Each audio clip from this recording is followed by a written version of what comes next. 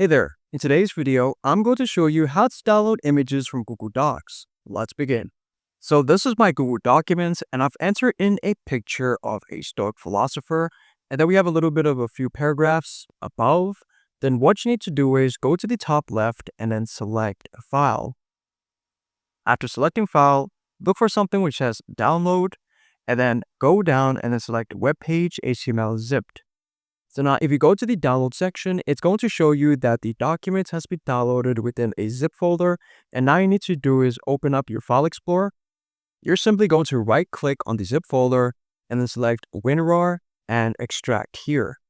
Once it is done, you're going to have two things. You're going to have the HTML version of your document, and then you're going to have a folder which contains all the images which were found within the document. So if I select images, and I select image 1, double click it, it's going to show the exact same image which was found in the document.